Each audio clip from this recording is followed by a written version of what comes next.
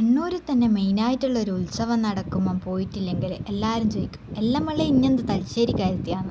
അതുകൊണ്ട് ഇന്ന് നമുക്ക് ജഗന്നാഥ ക്ഷേത്രത്തിൽ ഉത്സവത്തിന് പോകും. ഉത്സവത്തിന് പോകുന്ന വഴി ഒരു ദോശക്കടയിൽ കയറിയിട്ട് കോയിക്കാല് തിന്നിട്ടുണ്ടായിരുന്നു. ഇതിന് നമ്മളെ നാട്ടിൽ കോയിക്കാല് എന്ന് പറയാം. അങ്ങനെ കോയിക്കാലിൽ നിന്ന് നേരെ അവിടുന്ന് വിട്ട് നമ്മളെ നാട്ടിൽ നിന്ന് അമ്പലത്തിലേക്ക് കുറേ ദൂരം പോകണം. അതിൻ്റെ ഇടയ്ക്ക് ട്രെയിനും വന്ന് കുറേ ടൈം അവിടെ നിൽക്കേണ്ടിയും വന്ന്. അങ്ങനെ കുറേ കഴിഞ്ഞ് അവിടെ എത്തിയേരം ഘോഷയാത്ര ഉണ്ട്. അപ്പോൾ അതിന് പോകാൻ നിന്നപ്പോൾ ഘോഷയാത്രയും നമ്മൾ എത്തുമ്പോഴത്തേക്ക് അങ്ങെത്തിപ്പോയി. പിന്നെ ഒന്നും നോക്കിയില്ല, നേരെ അമ്പലത്തിലേക്ക് വിട്ടു. അമ്പലത്തിൽ പോയാൽ ഘോഷയാത്ര കാണാമല്ലോ. അമ്പലത്തിലെത്തിയ നല്ല തിരക്ക് അവിടെ ഉണ്ടായിരുന്നു. മര്യാദയ്ക്ക് നിൽക്കാൻ പോലും പറ്റാത്ത അവസ്ഥയിലാണ് അവിടെ ആളുണ്ടായിരുന്നത്. പിന്നെ എങ്ങനെയല്ലോ നടന്ന് ഗാനമേളേൻ്റെ സൈഡിലെത്തി.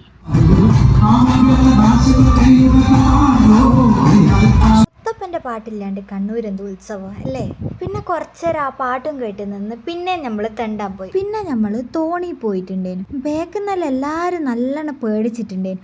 നമുക്ക് പിന്നെ ഇതൊക്കെ എന്ത് എന്നുള്ള രീതിയിൽ പിന്നെ തോണിയിൽ നിന്ന് ഇറങ്ങുമ്പോഴത്തേക്ക് നമ്മൾ ഫസ്റ്റ് കണ്ട ഘോഷയാത്ര ഇവിടെ എത്തിയിട്ടുണ്ട്. കുറച്ചു നേരം ഘോഷയാത്ര കണ്ടിരുന്ന് നമ്മൾ പിന്നെയും പോയിട്ടുണ്ട്. പിന്നെ പോയത് ആകാശത്തൊട്ടിലിൻ്റെ അവിടെ. പിന്നെ നമ്മൾ ആകാശത്തൊട്ടിലും കൂടി കയറിയിട്ടുണ്ടേനു. ഇതിൻ്റെ ഏറ്റവും മേലേന്ന് താഴോട്ടേക്കൊക്കെ നല്ല രസമുണ്ടേനു. പിന്നെ നമ്മൾ അതിലെന്ന് ഇറങ്ങി നേരെ പിന്നെയും തെണ്ടാൻ പോയി. ഇങ്ങനെ തെണ്ടലെല്ലാം കഴിഞ്ഞ് നല്ലോണം ലേറ്റ് ആയാലും നമ്മൾ തിരിച്ച് ഇങ്ങോട്ടേക്ക് പോയി. ഇനി പെട്രോൾ അടിച്ചാലേ ബാക്കി പോകുമെന്നുള്ളത് കൊണ്ട് പകുതി എത്തിയേരം പെട്രോൾ പമ്പിലും കൂടി കയറി. അതും കഴിഞ്ഞ് തിരിച്ചു വരുന്ന വീഡിയോ എടുക്കേണ്ടിയിട്ട് 3ാമത്തെ പ്രാവശ്യം ഞാൻ ശ്രമിക്കുന്നത്. നമ്മളെ നാട്ടിലെ റോഡിന്റെ കാര്യം ഞാനായിട്ട് പറയണ്ടല്ലോ. അങ്ങനെ എങ്ങനെയല്ലോ 12 മണിയെല്ലാം കഴിഞ്ഞേരം വീട്ടിലെത്തി.